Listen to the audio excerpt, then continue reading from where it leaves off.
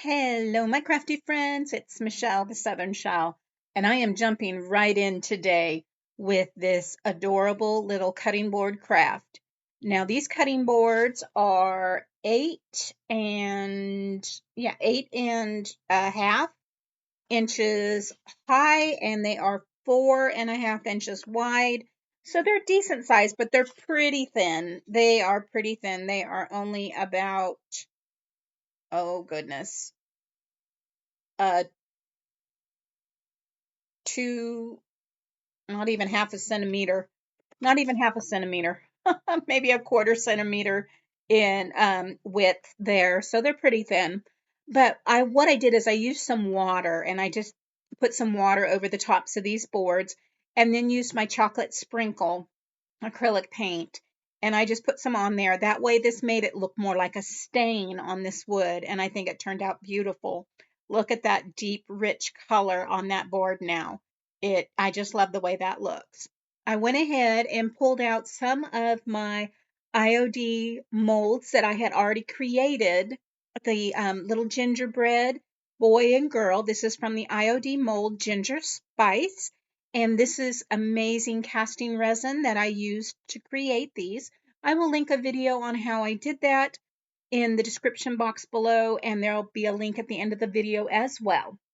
I just came in with some Waverly chalk paint in hazelnut, and it took 2 coats to go over this to give it a nice even coat for these ginger people here. And I'm using some clear wax over the top of that once that Waverly chalk paint is dry. You definitely need to seal these because it will wipe off of the resin if you don't use something to help adhere it, keep it down. So I went ahead and sealed this in some clear wax.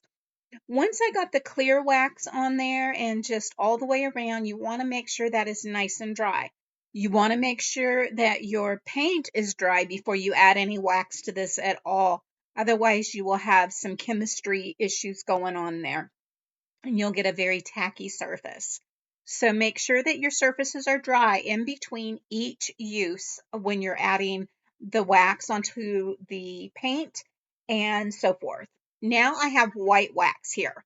This is some white wax, and I'm going to use the white wax as well as the antiquing wax to give some distressing onto these little gingies. I'm using a brush here that is very, it's an old brush, so it's coarse, and it's not a soft brush. It's not gonna go down into those crevices, but it's going to highlight each of these little gingers with the definition in all of the detail on these gingerbread cookies here. Now, I didn't want that white to go all the way down into the legs. I just wanted to hit the clothing. So I came back in with just a little bit of a damp rag there and wiped it off the cookies.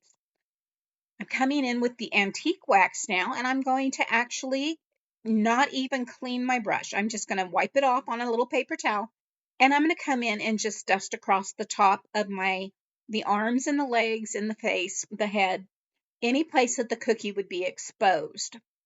And then I'm going to mix some of the white and some of that antique so it's not so dark. I didn't want this to be a stark, dark wax on here.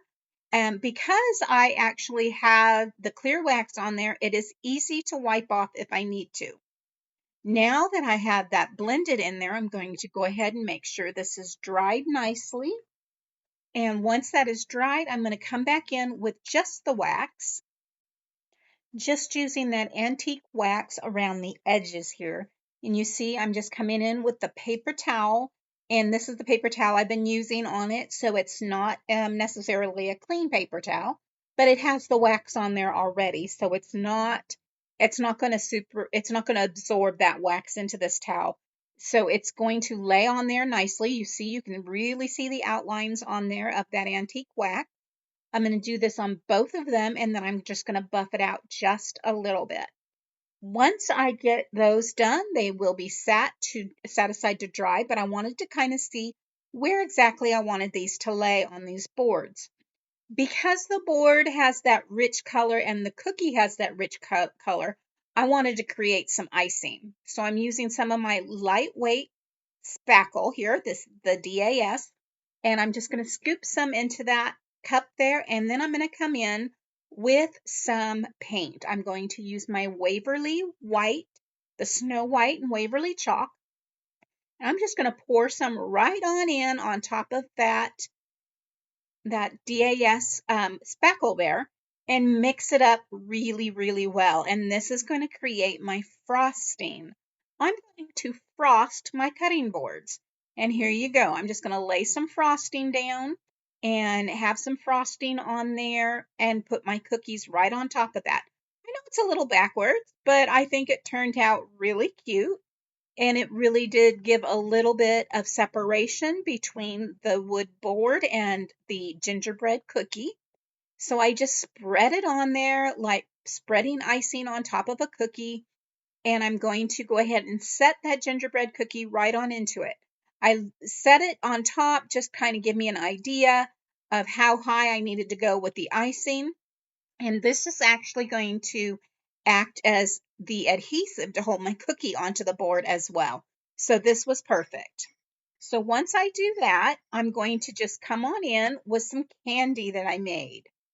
Now, these little candy pieces I created when I created my little gingerbread houses, I will leave that link as well in the description box below on how I created some gingerbread houses out of an old thrift store find perpetual calendar. So that turned out really cute too. So I'm just adding these on here just to add some other color and to make it look like they're ready to be decorated. But I didn't want to add anything extra to those gingies themselves. So I went ahead and I'm just using some extra little icing here and popping in any extras. Now I came up and I have some little stamen. This is little stamen. And I thought this would make like little tiny sprinkles, which would be really cute. So I found some purple ones and I took and cut the tips off the stamen of some purple, some pink, and some orange. Since I already had the green, red, and blue, I thought that these colors would actually help accent and have some great colors for the cookies as well. I'm just using my tweezers and I'm sticking the stamen down into that frosting, trying to hide the ends of where I cut it off and make it just look like little sprinkles laying down in the tops of that frosting there. I think it turned out really cute.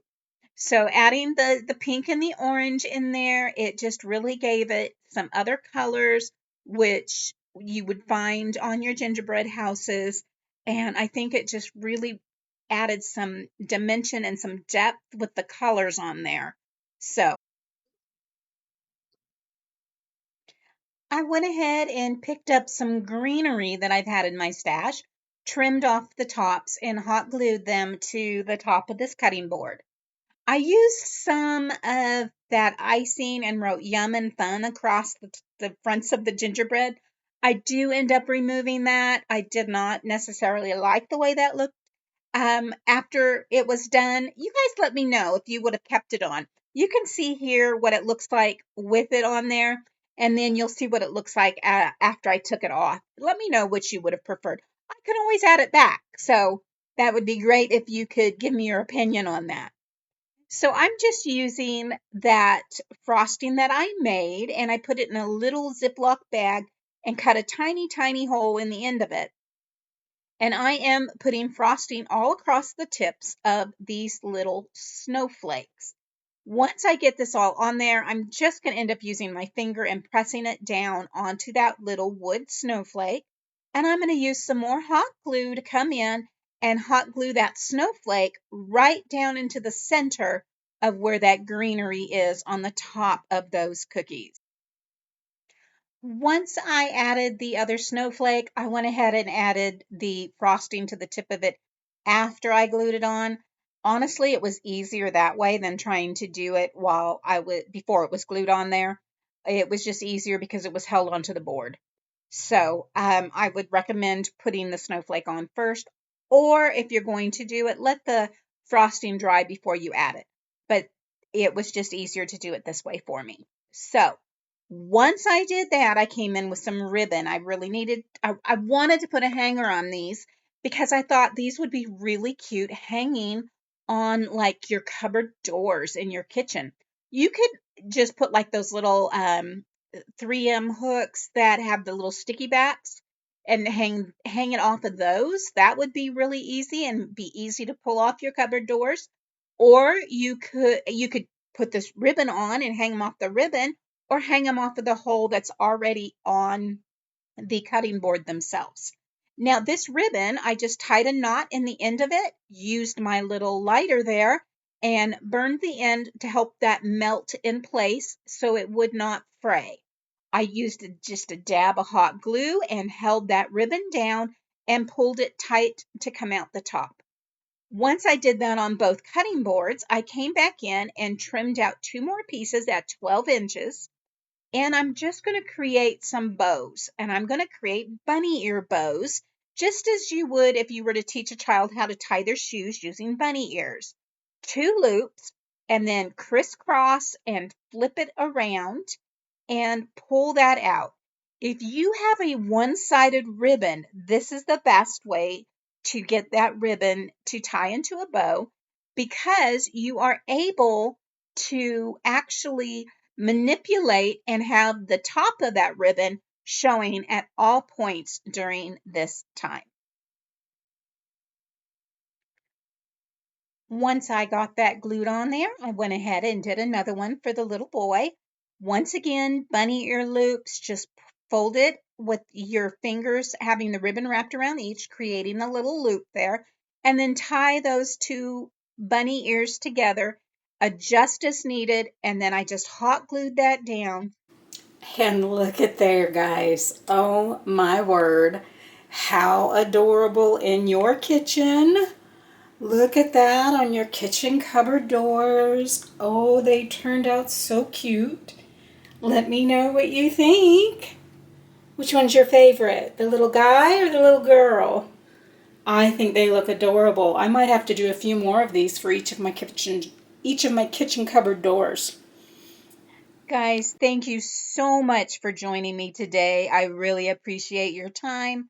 I know how precious your time is, and I appreciate you sharing it with me today. If you like this video, please give me a thumbs up. If you haven't subscribed, I hope you will consider doing so now by hitting that subscribe button. And as always, stay safe, God bless, and bye for now.